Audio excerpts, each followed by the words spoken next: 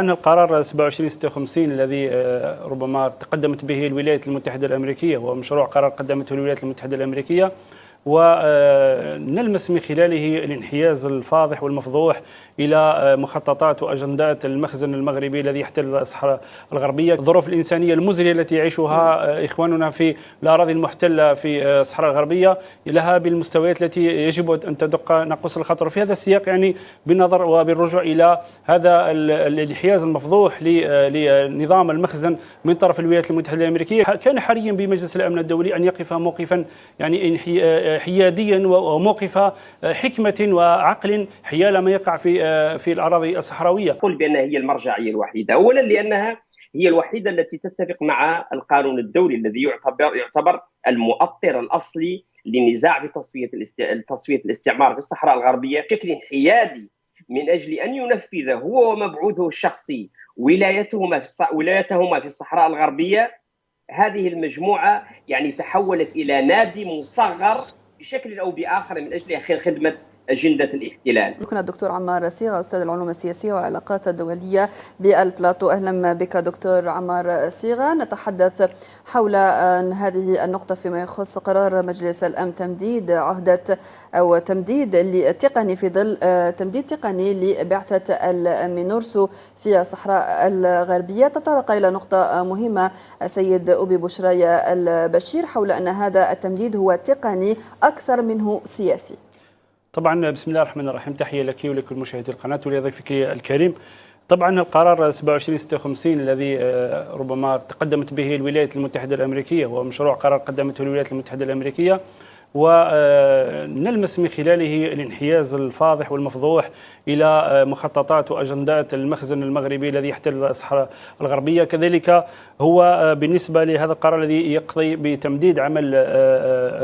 المينورسو إلى غاية 31 أكتوبر 2025، نعتقد أنه سيطيل سيساهم في إطالة أمد الأزمة، لا سيما أن هناك ظروف إنسانية مزرية يعيشها الشعب الصحراوي في الأراضي المحتلة. كذلك يضيف إلى ذلك أن الجزائر سعت من خلال ممثلها في مجلس الأمن الدولي من خلال قرارات أو المشاريع التي تقدم بها الأستاذ عمار بن جامع، سعت إلى تفعيل المقترب الإنساني، لا سيما أن الظروف الإنسانية المزرية التي يعيشها إخواننا في الأراضي المحتلة في الصحراء الغربية لها بالمستويات التي يجب أن تدق ناقوس الخطر. في هذا السياق بالنظر وبالرجوع إلى هذا الانحياز المفضوح لنظام المخزن من طرف الولايات المتحدة الأمريكية، كان حريا بالولايات المتحدة الأمريكية أن تقف موقف حيال ما يقع في الصحراء الغربية، وذلك هو طرفي الصراع هم جبهة البوليزاريو وكذلك المملكة المغربية، مربعات التي ننطلق منها ونصل لابد أن نصل إليها، وهي ضرورة تفعيل حق الشعب الصحراوي في تقرير مصيره. والأمور والمجالات في هذا السياق واضحة، وقد اجتهدت من خلال ذلك منظمة الأمم المتحدة بمحاولة إدراج هذا المقترب الذي تقدمت وتناضل من أجله الجزائر، وليس فقط الجزائر وحدها بل عديد الدول التي تناصر القضية الصحراوية أدلت بدلوها في هذا السياق في موضوع حق الشعب الصحراوي في تقرير مصيره. وما ملف الصحراء الغربية إلا قضية تصفية استعمار لا أكثر ولا أقل. وباعتقادنا كذلك أن الانتصارات التي حققتها جبهة البوليزاريو من خلال تفعيل مقترح أممي سابق بقضايا تصفية الاستعمار في مختلف ربوع العالم، ولعل الأمم المتحدة سابقا قد تبنت هذه القضية بموجب إجماع دولي هام في الجمعية العامة للأمم المتحدة بأن قضية صحراوية قضية تصفية الاستعمار في القارة الإفريقية. وكذلك بالنظر كذلك إلى الوقت الراهن ما تمارسه ربما لوبيات المخزن الصهيو مغربي في الإدارة الأمريكية وضغوطها كذلك على المبعوث الأممي في حتى ومفاديها لدى مجلس الأمن الدولي في هيئة الأمم المتحدة، كلها أمور مفضوحة بالنسبة للمناورات التي دأب المخزن على لعبها والأدوار المتقدمة التي دوما يناور من أجلها ويعقد تحالفات تحت الطاولة مكشوفة تفضح كل المؤامرات التي تهدف إلى ضرب استقرار المنطقة. طيب السيد أبي بشراية البشير تحدث حول نقطة مهمة فيما يخص مجلس الأمن الدولي دكتور عمار صيغة، وهو أنه خرج من دوره على أنه طرف في حل الصراع إلى طرف الذي يطيل في أمد الصراع. طبعا هذا يعني هذا القرار الذي صادق عليه مجلس الامن الدولي للاسف الشديد، وقد صرح بذلك الاستاذ عمار بن جامع بان حامله القلم هي التي من اصدرت واجتهدت لتفعيل هذا القرار. وباعتقادنا كذلك ان ممارسات مجلس الامن الان الحاليه ليست بالجديده، لا سيما ان الجزائر يعني دقت ناقوس الخطر في هذا السياق حيال ما يقع في قطاع غزه من تجاوزات ومن تقتيل ومن اجرام وصولا الى القضيه الصحراويه. كان حريا بمجلس الامن الدولي ان يقف موقفا يعني حياديا وموقف حكمه وعقل حيال ما يقع في الاراضي الصحراويه، وبعيدا عن كل ربما الخلفيات والارهاصات التي وجد من اجلها مجلس الامن الدولي. نعتقد ان الان ان بات اكثر من ذي وقت ضروره تفعيل مقترب اصلاح المؤسسات الدوليه وعلى راسها مجلس الامن الدولي، حتى تكون القرارات اكثر عقلانيه، اكثر حياديه واكثر عداله في نصره الشعوب المضطهده في كامل طيب، لكي المعمور. نبقى دائما في دور مجلس الامن الدولي، دكتور او استاذ ابو بشرية البشير، في ظل هذا التمديد المتتالي والذي نقول لم يجلب اي جديد للشعب الصحراوي، بات اليوم مطلوب من مجلس الامن الدولي اتخاذ نقول خطوات ملموسة لتمكين بعثة المينورسو من تنفيذ مهامها ونقول منح الشعب الصحراوي حقه في تقرير المصير. هو بالتأكيد هذا هو المطلوب الآن، وأعتقد بأنه ربما تكون يعني الإضافة البسيطة جدا التي لاحظناها لا في تقرير الأمين العام للأمم المتحدة ولا حتى في قرار مجلس الأمن الدولي هي المتعلقة بموضوع حقوق الإنسان واستمرار المغرب رفض التعاون مع المجتمع الدولي من أجل أولا تمكين المينورسو من الحصول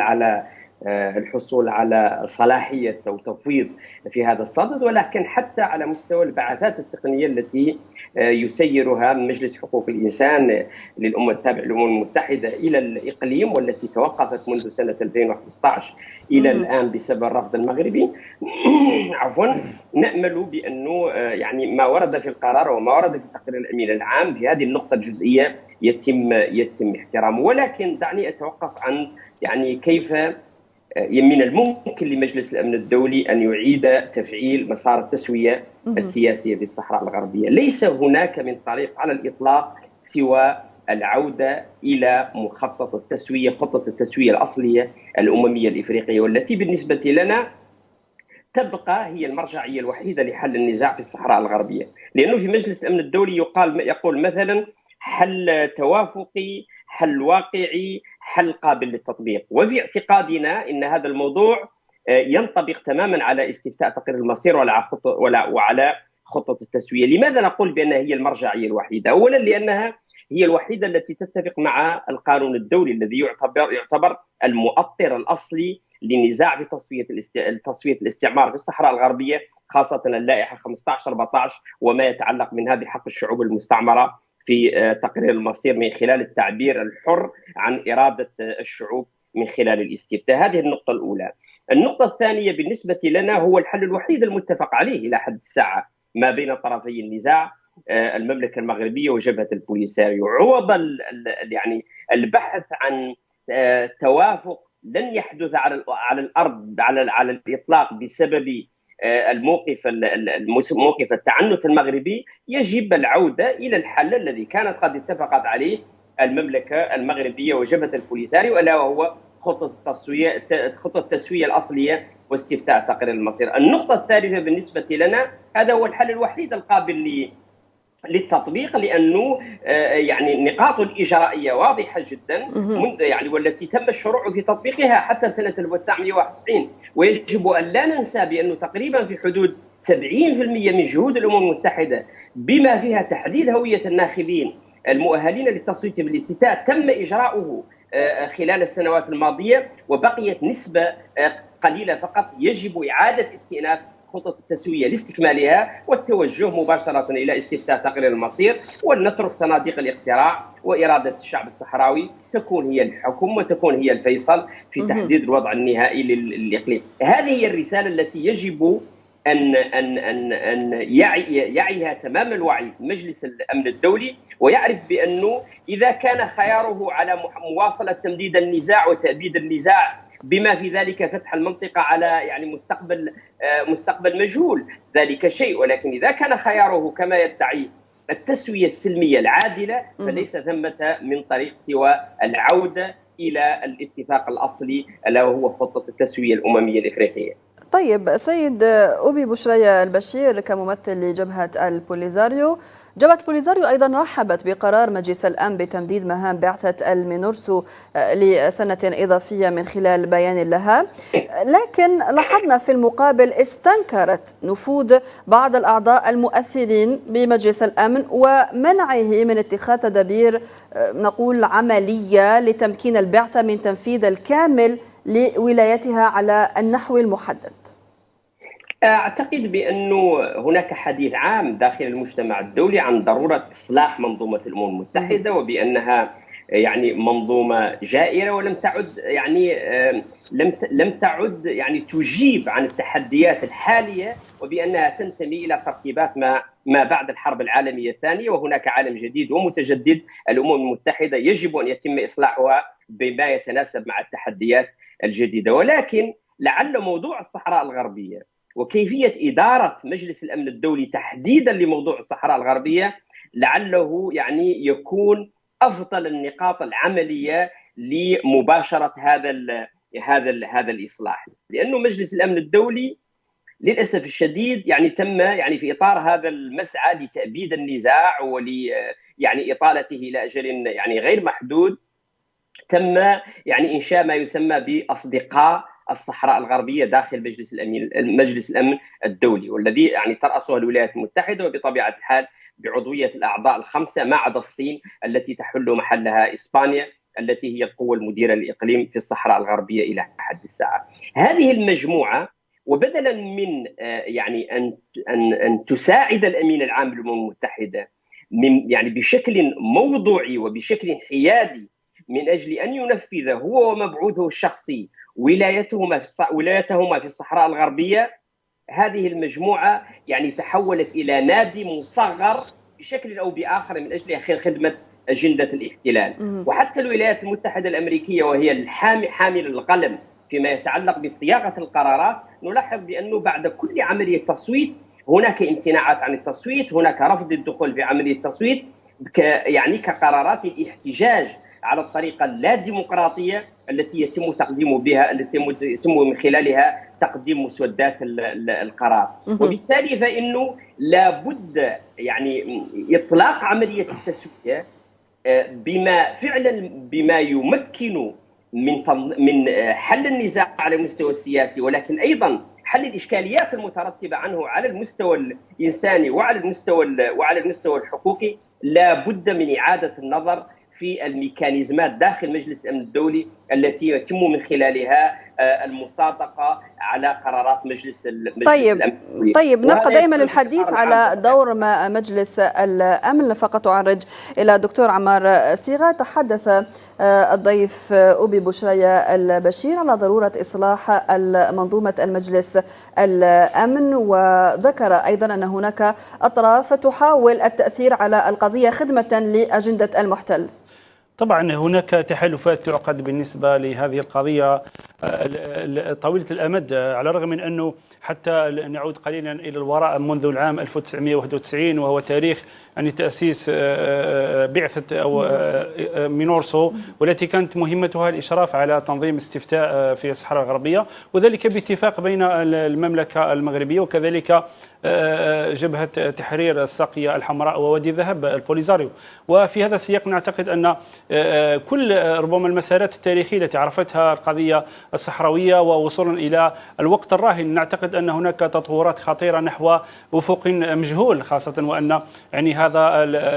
الطرح الذي طرحه الأستاذ الفاضل وهو قضية ضرورة الإسراع في إصلاح المنظومة الدولية وعلى رأسها مجلس الأمن الدولي، على اعتقادنا أن مجلس الأمن الدولي الذي تأسس في أعقاب الحرب العالمية الثانية كانت من ضمن مهامه هو حفظ السلم والأمن الدوليين. وهنا التساؤل أين هو في هذا السياق وفي هذا الموضوع بالذات، وهو موضوع موضوع الصحراء الغربية. ونحن نشاهد والإعلام يعني والعالم كله يشاهد تجاوزات وخروقات إنسانية في الأراضي الصحراوية. هناك اعتقالات بالجملة، هناك خرق لكل الاتفاقيات المتعلقة. وهذا ما أوضحه السيد أبي بشرية البشير فيما يخص قوله أن هناك أطراف تحاول التأثير على القضية خدمة لأجندة المحتل المغربي. طبعا هناك يعني مناورات، وهناك كذلك كولسة يمارسها للأسف الشديد نظام المخزن عبر كل، حتى ليس فقط في الفضاء الإقليمي، حتى على مستوى الهيئات الدولية. ولا نستبعد في هذا السياق يعني وجود تنسيق لوبي صهيو مغربي على الإدارة الأمريكية، وبالتالي الضغط كذلك على ممثلة الولايات المتحدة الأمريكية في مجلس الأمن الدولي، وذلك من خلال كذلك التنسيق كذلك مع 12 دولة التي صادقت لصالح هذا القرار الذي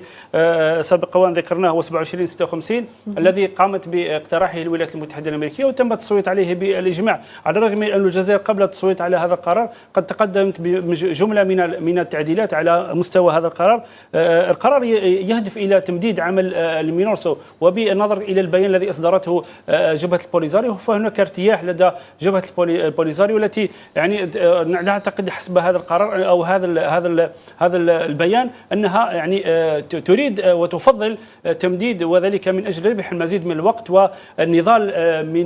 في كل المحافل الدولية. وحتى نعتقد أن ذلك يعني اعتبارا للنتائج التي ستفرزها صناديق الانتخابات في الولايات المتحدة الأمريكية، وطبعا ذلك سيكون له الأثر البالغ على سير ملف الصحراء الغربية بالنسبة للمقترحات المقدمة سواء من الجزائر سواء من الدول التي ربما امتنعت عن التصويت، ومن بينها روسيا العضو الدائم في مجلس الأمن الدولي، ناهيك كذلك عن إمكانية انحسار مستويات التأثير بالنسبة للوبيات التي ذكرناها سابقا في الإدارة الأمريكية. وبالتالي سيجد ربما الوفد الأمريكي في مجلس الأمن الدولي أكثر أريحية وأكثر حيادية في معالجة هذا الموقف وهذه القضية بما يتماشى مع المصالح العليا للشعب الصحراوي الغربي، وكذلك بما يتماشى مع المصالح وكذلك أمن واستقرار المنطقة. الجزائر يعني تحبذ دوما المسارات السلمية، المسارات الآمنة، ولعل وقوفها إلى جانب شعب الصحراء الغربية في قضية تقرير مصيره لا أكثر دليل على ذلك، بعيدا عن كل السياقات التي يمارسها نظام المخزن، على الرغم أنه هناك تقارير يعني رفعتها بعثة المينورسو إلى الجمعية، إلى الأمين العام للأمم المتحدة على رأسها التجاوزات التي يقوم بها الجيش المغربي داخل الصحراء الغربية من تجاوزات ومن محاولة توسيع دائرة الاستيطان في الصحراء الغربية، ناهيك عن بعض التحالفات الخارجة عن النطاقات والمصالح العليا للشعب الصحراوي، وهي عقد اتفاقيات اقتصادية دون وجه حق، دون امتلاكها لتلك الأراضي ولتلك الموانئ التي نعتقد أن المملكة المغربية تذهب إلى بعد من ذلك، وهي عقد اتفاقيات اقتصادية فيما يتعلق في بناء موانئ بحرية على سواحل الصحراوية، وبالتالي مصادرة حق الشعب الصحراوي في قيام دولته المستقلة وهي الجمهورية العربية الصحراوية الغربية.